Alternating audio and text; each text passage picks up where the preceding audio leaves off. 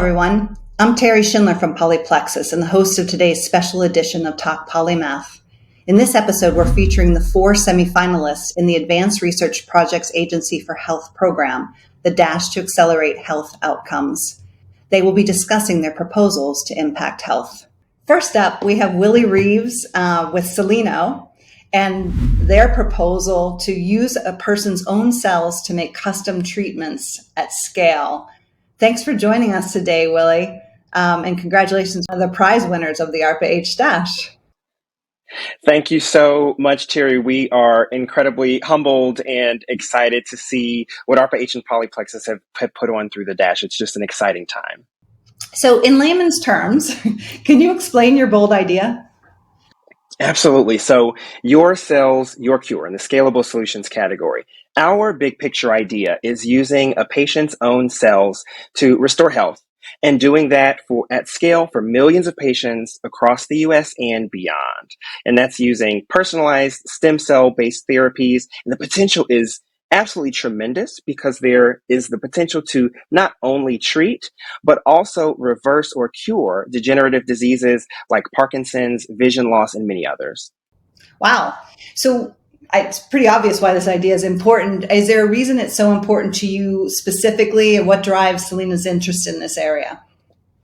Absolutely. So I'll say a couple of things there. We use what's called the personalized or the autologous approach with creating stem cells. And so what that means is we take a sample from a patient, for example, from hair or blood, and then we can reprogram those cells and say, make them become induced pluripotent stem cells or iPSCs. And iPSCs are a special cell type because basically they are the origin cell type for anything in the body. So they can become essentially whatever you need them to be. And so this allows the potential treatment of all manner of degenerative diseases. And for us at Cellino, there's a really big equity component. So this approach increases equity and access for patients because you don't need a donor match. Most of the stem cell-based therapies you see on the market today do require that. And this is important because the patient is their own donor. And what that means is that, not finding a donor match can be very challenging for patients from some diverse backgrounds. And we want these revolutionary therapies to be available to everyone. And especially as the US continues to become more diverse over time, it's more important than ever to ensure that new types of treatments are effective for patients of every background. So that's so interesting. ARPA-H's mission is to reach everyone with health solutions, which plays into your vision here. How do you see the idea, practically speaking, transforming health and achieving this mission?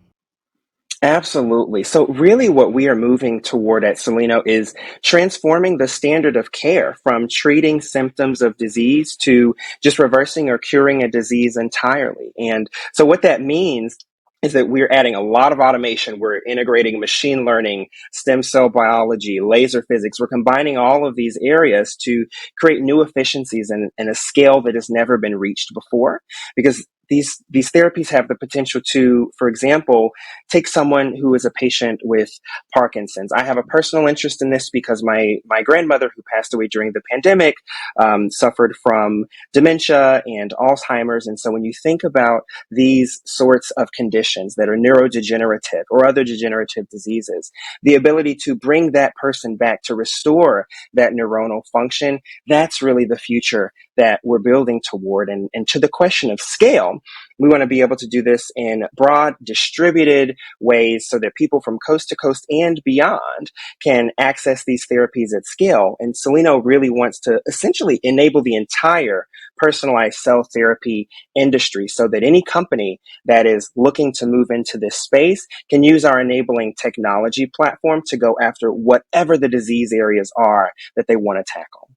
So there's no age limit on this then? Like for your grandmother, you would envision a time where this treatment could be used on anyone. It's not age limited. There aren't necessarily age limits. There are, some different specifications depending on which specific disease that you're working on, for example. But that's one of the exciting things about using the personalized approach with iPSCs is that they can potentially treat all of these different disease areas across a range of areas. And so that opens up just tremendous possibility for a future where you can use a patient's own cells to treat them. And I think that it changes the way that we think about health. And if there is a future where, you can yourself, Terry, right, we can use your own cells and design something that's custom to you. What that means is you don't have to use immunosuppression. That can be really challenging. It's typically a costly, lifelong requirement for some cell therapies that are kind of off the shelf variety. And because it's your own cells, this approach dramatically reduces the likelihood that the immune system will reject the cells because they're made from your own genetic material. So there are so many advantages to this approach, and we see just tremendous, tremendous potential. But to get there, for patients to drive up access and to drive down costs, we've got to be able to do that in a scalable solution, and that's what we're working on at Cellino. So it's been very fun, really, to watch you galvanize the Cellino ecosystem. And they came out in force for you guys in terms of putting the word out and asking people to vote for them. And it's been really fun to watch that for you. What has been the most interesting part, though, for you of participating in the ARPA-H Dash and the dialogue that has ensued? Honestly, Terry, I think it's been really fun. It's ARPA-H is such an interesting sort of government agency, right? And in creating this sort of competition and bracket style tournament. And I have personally been really motivated by seeing how many people, whether or not they have any, association to this field or to biotechnology in general, how many people have been interested in submitting ideas and commenting and engaging and kind of, engaging in that sort of debate and discussion and really thinking about what is it that we can do differently that is, as I often hear ARPA-H say, revolutionary, not evolutionary, right? That where there are these huge changes. So that's been something that I think has been a lot of fun for us to see everyone at every level, not just in the scientific community, but from all across the country and places like where I'm from originally in Oklahoma and beyond, to see folks engaging and really dreaming big on how can we tackle some of these health challenges in a way that we've not seen done before in the past. And so regardless, you're now in the final four group of ideas. Regardless of whether or not your idea progresses and becomes the ultimate champion, what do you hope others will take away from your idea and research? Yeah, that's a great question, Terry. I think the big picture for us is that we can change the future of health forever.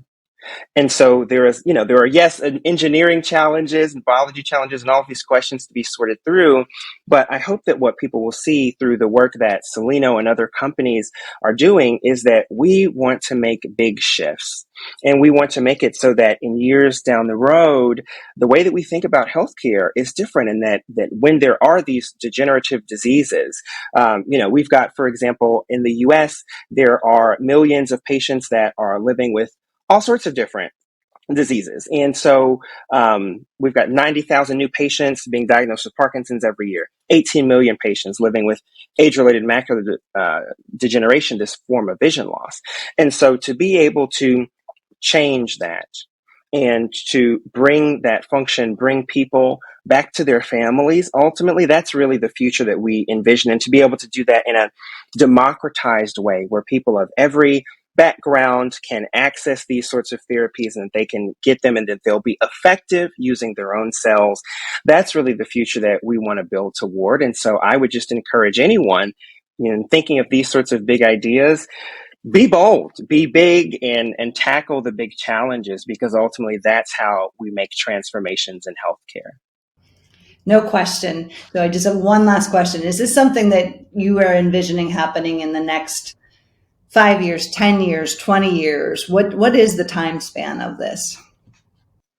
Absolutely. So there are things that kind of happen all along that time continuum. And so I would say in the next 5 years, for example, it's really looking at what are some of the first cell types that will be coming out. Cellino, for example, we've got a collaboration with the National Eye Institute, Dr. Kapil Bharti, who's a scientific director there. And so we're doing some sort of early stage comparability studies with our cells. And as we move into the even 10 and 20-year term, that's where we really want to be able to see the standard of care shift from the treatment necessarily of symptoms toward the reversal and potentially cure of diseases with these cell therapies that oftentimes are one-time administrations. You take it and then your vision is restored, right? You receive this transplant and you're able to reverse the degeneration that's been done in your body. So while there's still work to be done, we're just incredibly excited by the progress that we've been able to make. And we look forward to working with folks across the country and across the world to bring these transformative therapies to life. Well, thank you so much, Willie, and good luck in the final rounds here. We'll be watching. Absolutely. Thank you. It's a privilege, a pleasure, and an honor, and we're so happy to be a part of the Dash. Hi, I'm Manon Herzog from Polyplexus, the co-host of today's special edition. I'm here with Mary Ellen from Cure Brain Disease. She proposes that serious mental diseases need to be researched and treated as distinct diseases. Mary, welcome and congratulations for being one of the semifinalists in the ARPA-H Dash. Thank you. Thank you very much. So Mary, in layman's terms, can you explain your bold idea? Yes, our group, our nonprofit organization, we began as a coalition and now we're a nonprofit. We feel the need, as we believe the entire world does. We're in a mental health crisis. We have been in a mental health crisis, and we need to transform the way we're looking at research and looking into the genetic and the epigenetic factors that play a key role in predisposing people, certain people, to be more prone to having a serious mental health condition. So we need to look at the basics first. And there has been research in the past, but this is long-term research and it needs to go on for, we don't know exactly how long. It could take decades, it could take less time. But this is the route that we're trying to get to. We formed the coalition initially with people who met out of a common cause. We met online in a support group for suicide loss survivors. Each one of us in our coalition, nonprofit, has a loved one lost to suicide.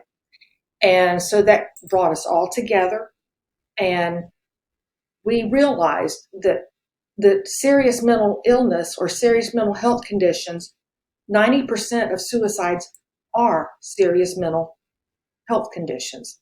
So we're trying to combat that, but we're also trying to combat all serious mental health disorders, such as major depressive disorders, bipolar disorder, borderline, psychoses, all of them. And we want to do this as a whole, but also individually. We believe that these are distinct diseases because each person presents differently, even if they're within the same type of mental health disorder, such as if they have major depressive disorder. No two people present the same. So we need to look at the commonalities, and then we need to look at the epigenetics and see what are the differences and provide precision medication or therapies. If I understand correctly, then this is a very personal endeavor that drives your interest in this area. And also, in many families, as well as my own, as well as myself, there are mental health conditions, I including me, but it's been in my family for generations. There is definitely a genetic factor, definitely epigenetics, but we cannot ignore the genetic factors. And many, wonderful developments have occurred recently, basically on promoting access to mental health care, reducing stigma. All of these things are wonderful and they're necessary. But we need to at the same time, we need to try to find a cure for these very, very serious mental health conditions, which do affect a a significant number of people worldwide. And given this is a pervasive issue, it sounds like your idea is perfectly suited for ARPA-H's mission, which is to reach everyone with health solutions. How do you see your idea transforming health and achieving that mission? Well, in the past and currently, we have, like I mentioned a minute ago, we have spent monies on mental health, but we haven't done it in the right. Well, I'm going to go back. We have evolved since we have done genetic research. We have made new discoveries, and we're not really spending the money to see how that will translate into better treatments. For instance, the Cures Act is designed to help accelerate medical product development and bring new innovations and advances to patients who need them faster and more efficiently. And it provides $4.8 billion over the next 10 years to NIH. And that includes $1.5 billion for the Brain Initiative. But nowhere listed in this is genetic or epigenetic testing or research. We need to do something about that. We're not saying that genetic research is the only factor. It's far from it. But we cannot ignore it and expect this to go away. And you're right, it does. This affects everyone. This affects all nationalities, all ethnicities, all races, all, men and women. It affects us all. 1/4 of the population is estimated to suffer with a mental health condition at some point in their lives. And 20% of our children will have these by the time they are, I believe it's 14 years of age. So we must do something about this, and we must start early. Where we want to come in is we want to develop treatments to have early identification, target these children while they're young so that we can shortstop the disease, so to speak, before they develop into debilitating and life-threatening diseases. We need to shortstop it. And what we plan to do is we want to have a blood test, a blood-based diagnostic, so that we can at least work on that one factor, which is a big factor, the genetic factor, so that, we can shortstop it. Right now, we're putting Band-Aids onto gaping wounds, so to speak, and we're working on symptoms, and we're putting out fires, and those fires need to be put out. We need crisis lines. We need all of the, efforts that we've got going on right now. But at the same time, we must invest in trying to find a cure or more effective treatments. So that's really exciting, what you are working on. And speaking of that, wonder what has been the most interesting part, the most exciting part for you in participating in the ARPA-H Dash? I am just in awe of all of the wonderful ideas I've seen. And I've read through many, many of them, and they are really wonderful. It's also been interesting, the going back and forth, commenting, and that type of thing. It's been exciting, actually, and I've enjoyed it. That's good. Regardless of whether your idea becomes the ultimate champion, what do you hope others will take away from your idea and the research that you're proposing? I hope, whether we move forward or not, I hope the word is out. I hope that we get the word out that more research needs to be done in genetics and epigenetics. We need to fight to find a cure. Like I said, whether it's us, whether it's our idea or not, the word needs to get out. And we need to attract young people We need to do this through education. We need to teach the children as they grow that these are serious. Some of them are serious mental health conditions. Others are mental health conditions, but they're all biological in nature. And so in doing so, it will teach the young people that they can go into research in genetics as a field, whereas maybe they're not thinking of that right now. We need more people to go into research for genetics and epigenetics as they pertain to serious mental health conditions. So regardless of where the research comes from, we need the research.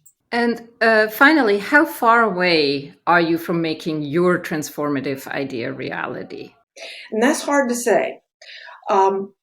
It could be 10 years. We do have a time frame that we specified what we plan to do at certain points in time, but it could be 20 years. It could be 30 years. Hopefully we will, progress and we will find some cures along the way. But this is a very complex disease we're working with, brain disease, and there are many things that play into it, many factors.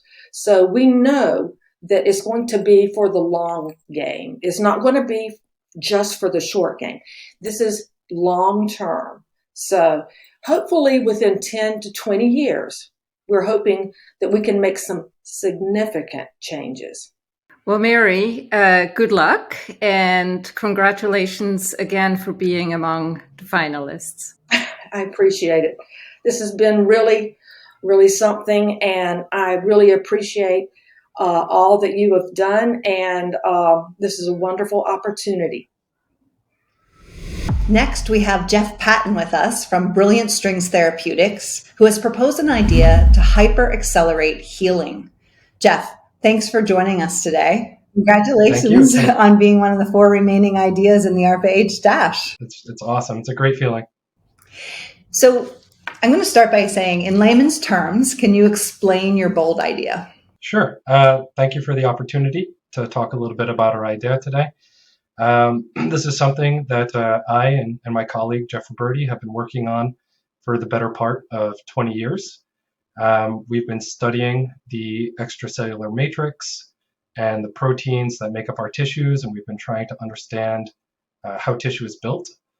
And so we've come to the realization that the proteins and molecules that basically build up our tissues are encoded with all the information required to basically get in there and do their job, guided by the environment and the mechanics of the local tissue. So what we realized is that as you age, your cells start to lose the capacity to produce these molecules. You get restricted blood flow, specifically in tissues like your tendons and ligaments. And if you simply provide them exogenously, like through an injectable, that your tissues will take up this material, it will seamlessly integrate, and you're able to accelerate the repair. This is something that we've recently demonstrated in a small animal model. So that sounds amazing. And so that, I assume, then greatly reduces the time for healing. Yeah, so right now we're extrapolating out. So we've done this in an animal study, but if we apply the results that we're seeing, we're expecting a 2x increase in the time that it would take to heal. We have some animals that have actually returned to the full strength of the uninjured state before you actually impose the injury. I think our long-term goal is more complete wound management, where what I would ultimately like to do is to be able to convert the months of healing down into weeks. And our long-term dream goal would be to convert the number of weeks of healing into single days. And tell me a little bit about why that matters for people. I mean, besides the fact that it's better to be healed faster, are there larger considerations here of why this is so important? Orthopedic injuries typically come with a 6 to 12 month recovery period. For a lot of people, this is time out of work. This is an expense to the medical system. When you have a limb that's immobilized, you have a substantial amount of muscle degeneration. Currently, you're typically not getting better than 75% joint strength, even after complete healing. So people are left with a little bit of uncertainty in using their limb. People in the physical industries, where they're really putting their bodies to the test, are often unable to go back to work to perform at that same high level. So overall, I think it affects society on multiple levels, not just the businesses, but also the personal life, the ability to pursue the hobbies that make you happy, to provide for yourself, and just daily living. And so, and why is this? This is, you mentioned this is 20 years worth of research for you. What drives you? What's so important to you specifically? What drives your interest in this area? So this has pretty much been my life's work, as well as it's been Jeffrey's. Collagen is the main protein that our bodies are made of. It's the dominant protein in our skin, our eyes, our tendons, our ligaments, our blood vessels, our bones. And so to me, this is really the molecule of life. And so when you start to understand it and understand how it works, any sort of intervention that you can make into the healing process or how tissues are assembled becomes something that could potentially be applicable to any one of those applications. So there was a question posed in a paper maybe 30 years ago now that said, how is tissue built? And I don't think that question has actually been answered yet. And so, we said, well, why don't we approach this from a different tact? Why don't we study the proteins that we know they're working with and see if we can figure out any of the properties of those proteins, and then extract from that how cells might leverage those properties. The more we worked with collagen, the more we realized that if you apply loads to it, that you can get it to assemble into beautiful structures that look just like tissue. When you pull on fibers, you can actually make them resistant to enzymes, so they can't be removed, so that they're preserved in the body. When you add it to an injury site, they preferentially incorporate into that damage. And so the more we studied the proteins, the more we realized that you just need to secrete them. And then you just need the environment to be a healthy one, where the mechanics lock in and sort of utilize all these properties built into the molecules. And then you can build structure and you can repair tissues faster. So ARPA-H's mission is to reach everyone with health solutions. How do you see your idea specifically and practically transforming health, achieving that mission of equity? One presumes this would be available to anyone. Right. So one of our goals is to intervene into the process earlier. So there's an entire spectrum of damage that people can have. You can have small amounts of accumulated micro damage, and over time this typically propagates into larger tears, eventually full thickness tears, and then you warrant open surgery. And so with our therapeutic, because we can formulate it into an injectable, we can actually target that early stage, small damage, pre-surgical stage, and we can make the repair before you need to book surgical time, before you need an orthopedic surgeon. And so we've actually come up with a technology that I think can be administered by a much broader audience of medical practitioners. We're working on ultrasound guidance to identify and target the injury to best locate our injection. And I think we're targeting the problem at an earlier stage before things have had a chance to sort of cascade into a problem that really requires high precision surgical repair. So I think we're making this more available to the world by intervening earlier. Right. And so you obviously entered the ARPA-H Dash. What's been the most interesting part of participating in that process? So our categories had amazing ideas that has just been a pleasure to read about and see all the work that people are thinking about. It's inspiring to see all the efforts that are going on. Sometimes, everyone sort of gets down their rabbit hole and you don't always see what everyone's working on, but a lot of great ideas have come out of this. I've been really pleased by the conversation that we've been able to have with the comments, the number of people that have engaged with us. And I hope in the future that some of these people can become collaborators as we continue to advance the technology. Oh, interesting. And then, regardless, Jeff, of whether or not your idea becomes the ultimate champion, what do you hope others take away? Speaking of the community, from your idea and your long period of research here.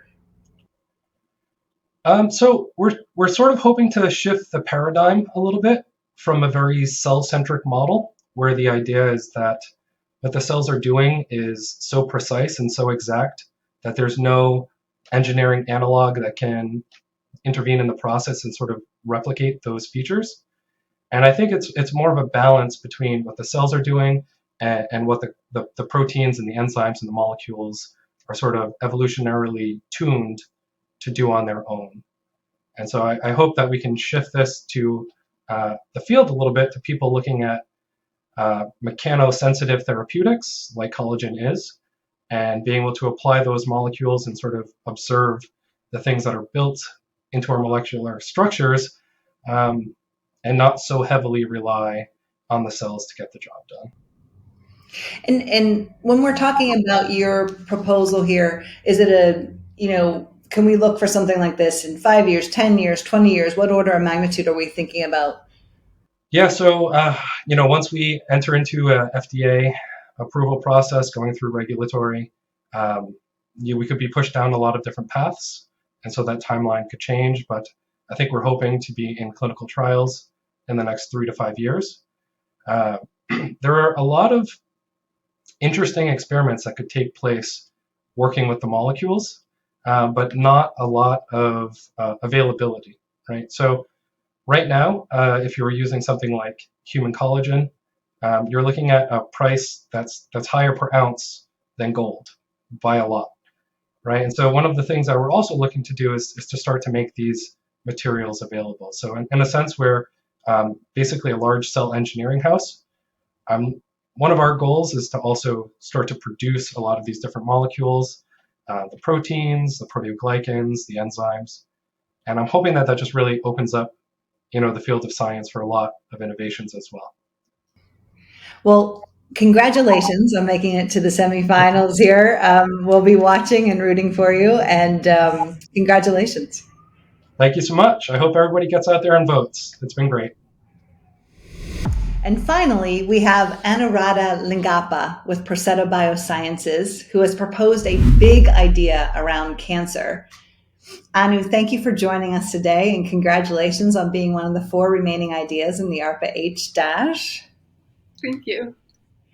So I want to start, we started with everybody. In layman's terms, can you explain your bold idea? Yeah, so we think we have one drug that could cure all cancers. So we're a drug discovery company, and so we work on trying to develop new treatments for diseases. And so what we've discovered, and we've kind of published preliminary results, is we have one compound that in cellular models of cancer, it's worked on many different types. It's worked on brain cancer, bladder cancer, lung cancer, lymphatic cancer, breast cancer, prostate cancer, bone cancer, and ovarian cancer. And it's worked on all of them. And in one of those examples for lung cancer, we did an animal study where the human tumor was grafted onto a mouse and treated with either our compounds or an FDA-approved drug for lung cancer, or just the liquid they were dissolved in. And it worked comparably to the FDA-approved drug for lung cancer. And we think, just because we only translated it from cells to animals in one case, but I don't think we were just lucky in terms of picking lung cancer. I think we have real reason to believe that the pan-cancer effects that we've observed in cells could mean that it really is one drug that could treat all cancers.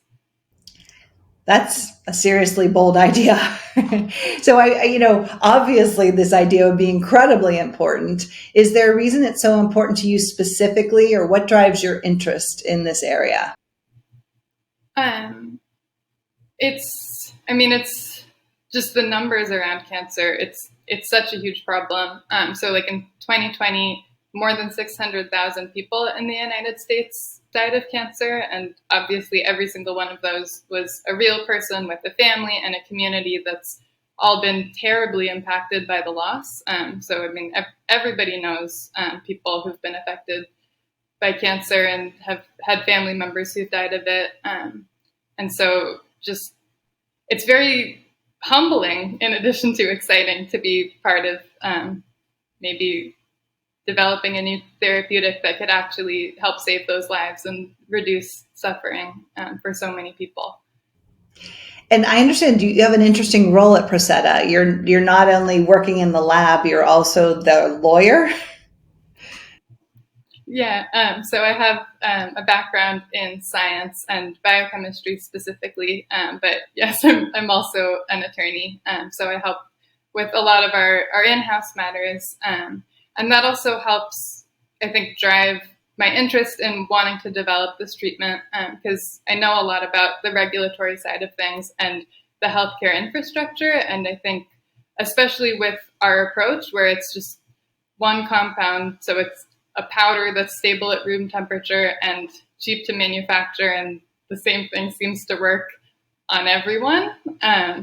Just the way that would fit into our system, like it could be accessible to everybody, and that's also huge to be part of. Well, and part of ARPA-H's mission is to reach everyone with health solutions. This obviously would fit the bill. This would actually transform like everything, would it not, to help them achieve their mission? I think so. And that's also, I'm excited about this contest and about ARPA-H, just because on the legal side of things, I'm really interested and excited about like innovation policy and how like systems can be used to drive new discoveries and bold steps, and it's just cool to be part of that. Which would change, something that would change everything, I would imagine. And so as you've been going through the ARPA-H Dash, you went from 64 down to now 4 remaining ideas. What has been the most interesting part of participating in this process for you? So I guess it's been surprising for me. So I've worked in the lab and at Prosetta for a long time, but I don't talk about it very much. And now suddenly, like I'm on social media, like telling everybody to vote for it, and I'm reaching out to my family and my friends, and also every other person I've ever met. And in trying to like explain our technology and our discoveries to them, it's actually making me appreciate how lucky I am in terms of having something to feel hopeful about.